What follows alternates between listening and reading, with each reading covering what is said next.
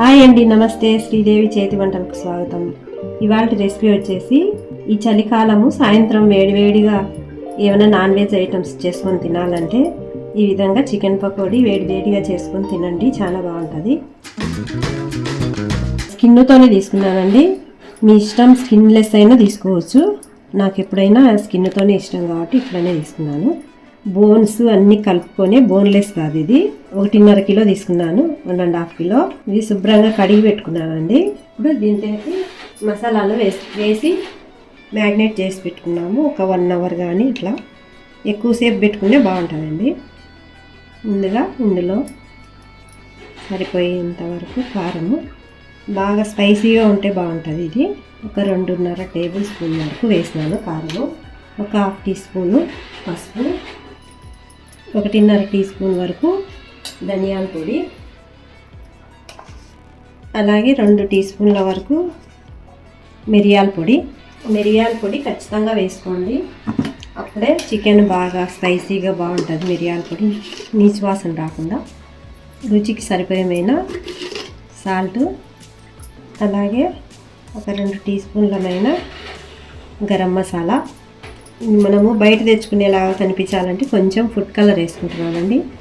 ఇది పూర్తిగా ఆప్షనలే, మీరు వద్దంటే అలాగే చేసుకోవచ్చు కలర్ వేసుకోకుండా. అలాగే సన్నగా కట్ చేసుకున్న కరివేపాకు, సన్నగా కట్ చేసుకున్న కొత్తిమీర ఒక గుప్పెడు వేసుకోండి. ఎక్కువ వేసుకుంటే బాగుంటుంది.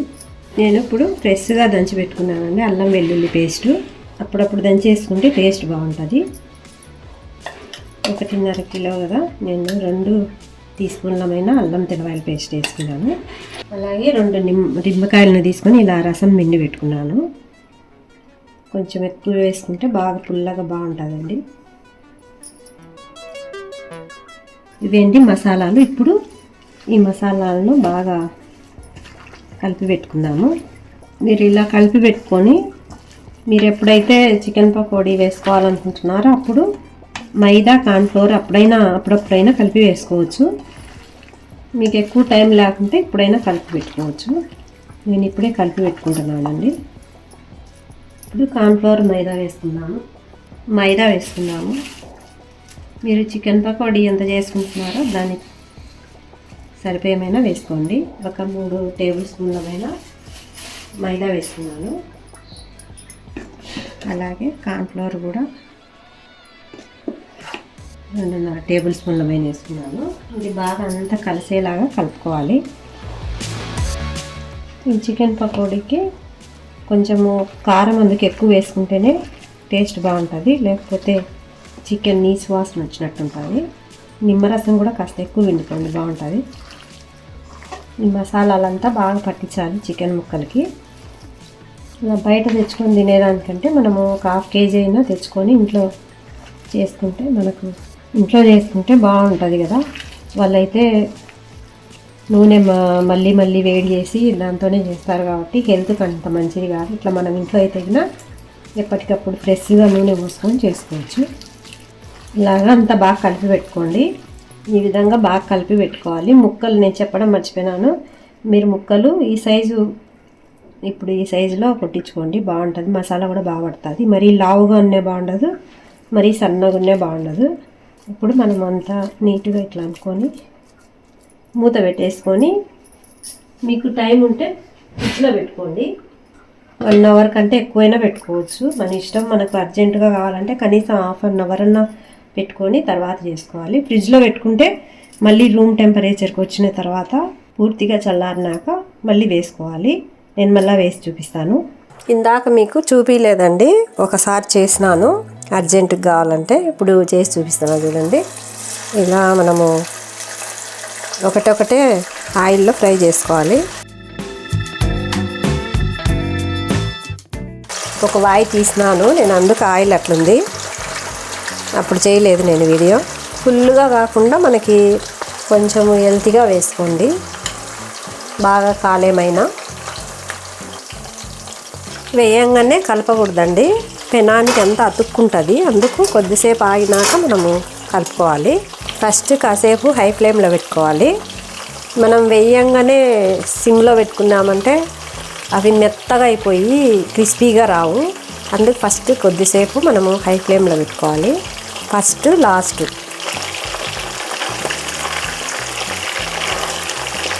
ఇప్పుడు కొద్దిసేపు ఉన్నాక అట్లా కలుపుకోవాలి.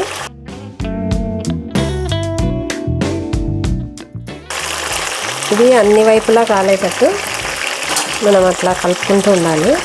కొద్దిసేపు కాలినాక కొంచెం మీడియంలో పెట్టుకోండి మంటను. ఇప్పుడు మీడియంలో పెట్టుకున్నాను. అట్లనే మళ్ళీ మీరు చాలా డ్రైగా వేయించుకోకూడదు, బాగుండదు. కొంచెం పైన క్రిస్పీగా ఉండాలి, లోపల సాఫ్ట్గా ఉండాలి. ఇప్పుడు కాస్త హై ఫ్లేమ్లో పెట్టుకున్నాను.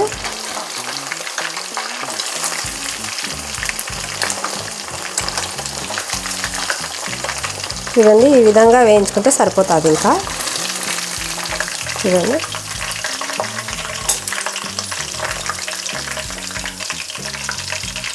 మరి చాలా డ్రైగా వేయించుకున్నా కూడా బాగుండవు. ఈ విధంగా వేయించుకొని ప్లేట్లోకి తీసుకుందాము. ఇప్పుడు మళ్ళీ ఇంకో వాయి చేసుకుందాము. మళ్ళీ ఫస్ట్ హై ఫ్లేమ్లో పెట్టుకోండి. ఇప్పుడు వేసుకోవాలి.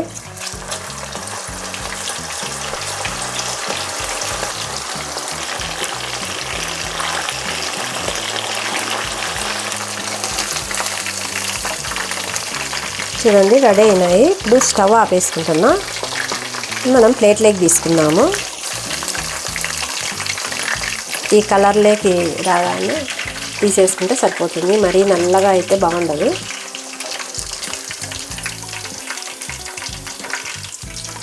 ఇది పక్కకు తీసేసుకుందాం.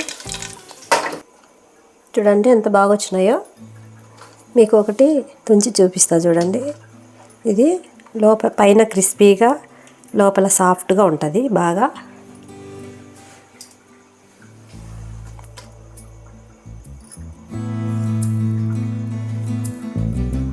ఇందులో ఇప్పుడు మనము నిమ్మకాయ పిండుకొని ఆనియన్స్ వేసుకొని తిన్నామంటే సూపర్గా ఉంటుంది. పైన కాస్త నిమ్మరసం పిండుకొని వేడిగా మనము ఇలా తిన్నామంటే టేస్ట్ అయితే సూపర్గా ఉంటుంది.